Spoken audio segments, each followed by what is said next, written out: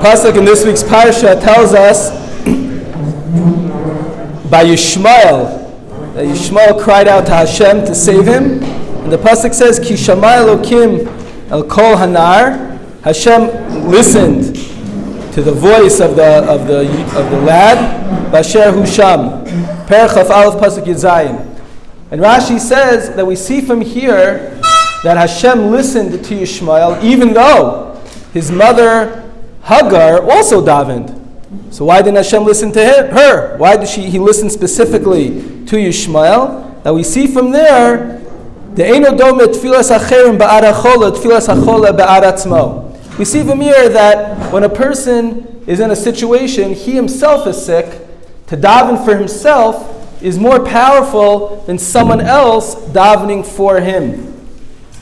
And therefore, Hagar was davening for someone else, for Yishmael. But Yishmael, he himself was in the position, he was the sick one. He cried out, and his tefillah was answered. And the Chizkuni asks the following question on Rashi. The Gemara says in Maseches Brachos and Daf Hey that Rabbi Yochanan was sick, and he asked Rabbi Chanina to heal him. And he extended his hand. Rabbi Chanina went ahead and healed him. So the Gemara said, why couldn't Rabbi Yochanan just heal himself? Why did he have to ask Rabbi Chanina to heal him? And the Gemara says that someone who's chavush, bebeis asurim, someone who's locked up in jail, he can't free himself from that issue, from that situation that he's in. And therefore, Rabbi Yochanan, who himself was sick, he can't get himself out of the situation. He needs someone else to go ahead and take him out.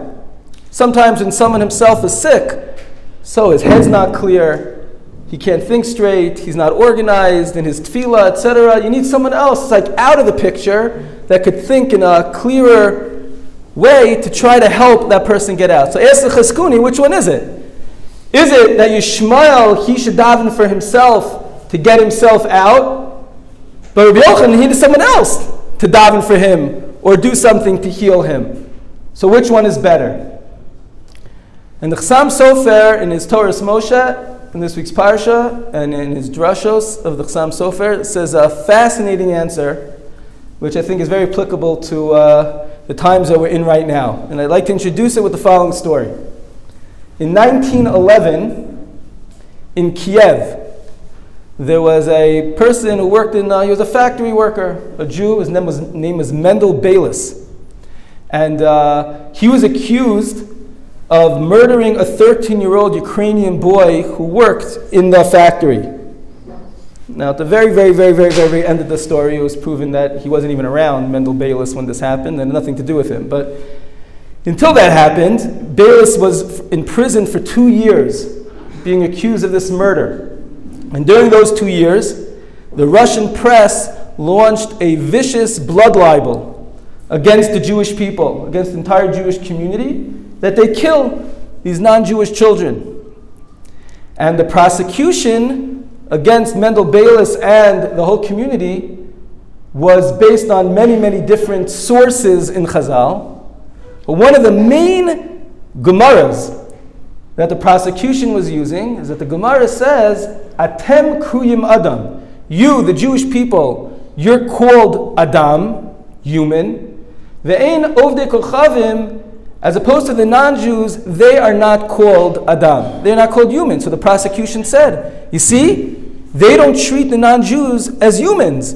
They're like animals. So just like you could kill an animal, the Jewish people believe you could kill non-Jews. And this is a Gemara that proves our point, and the Jews are terrible people, they're murderers, etc. So one of the people that were on the defense team, his name was Rav Yaakov Mazeh, M-A-Z-E-H. He was a well-known, respected, government-appointed rabbi in Moscow. So he came to defend the Jewish people against the prosecution. Now, to answer this question, he actually reached out to Rav Meir Shapiro, later the founder of the Daf Yomi movement, to help him answer this question. And he explained as follows. I'll read the translation in English. For the last 2 years, the entire Jewish community has agonized over a Kiev Jew accused of murder. Meaning this was a real problem, and all over the world, people were davening for this Mendel Bayless. All over the world. Jews are praying for his welfare and doing anything they can to help him. All for a simple Jew they don't even know. I ask you, Your Honor, this is what Rabbi Mazeh said to the judge. I ask you, Your Honor, what happens when a non-Jew is accused of murder? Isn't it true that even his own town often pays no attention? This is what the Talmud means. You, Jews, are called Adam, man, in the singular. The whole Jewish people is one person. One Jew's pain affects every other Jew in the world, just as an arm injury affects the entire body. But the non-Jews are not called Adam. They are humans, but they're not singular. They're not one unit. Says the Chassam Sofer, you know what the difference is between Yishmael, who needed to daven for himself to get himself out of his problem and couldn't help someone else's tefillah, as opposed to Rabbi Yochanan, where it was better that someone else could daven? The difference between Yishmael and Rabbi Yochanan was Rabbi Yochanan was part of the Jewish people. Yishmael was not. The Jewish people are considered one unit. When we talk about achdus and all the incredible chesed that people do, it's not just that we're nice to each other and we're trying to think positively about other people, and we're trying to give to each other. It's much, much deeper than that. We are one unit. On a spiritual level, on a ruchni level, we are one piece. We are one existence. Just like the right arm is the same as the left arm and the arm is the same as the leg, we are one unit. And therefore, someone else's pain is my pain. So I don't have to get along with it. It's my pain. Someone else's simcha, someone else's hatzlacha, someone else makes a siyum. I'm not jealous. I feel happy for him. It's my simcha. Someone does a good deed, that's good for me. Someone isn't doing well, someone is not on the derech, someone is having trouble, someone is having pain, someone is having some sickness, etc. That's my problem. And I'm in pain over that. I'm losing sleep. I'm sick over it. His sickness is my sickness. We are one unit. And therefore, Yishmael, no one else's tefillah could be as good as his. He's the one in the situation. The other person is not in this situation. It's nice to daven for someone else. Tefillah could work in such a case. But the tefillah of the person in the situation is better off. But when it comes to Rabbi Yochanan, when it comes to the Jewish people, if I, God forbid, am in a difficult situation, and it's not so easy for me to organize my tefillah right now. I can't give it the amount of time or the amount of effort maybe that someone that's not in the situation as much could. So of course I have to daven for myself.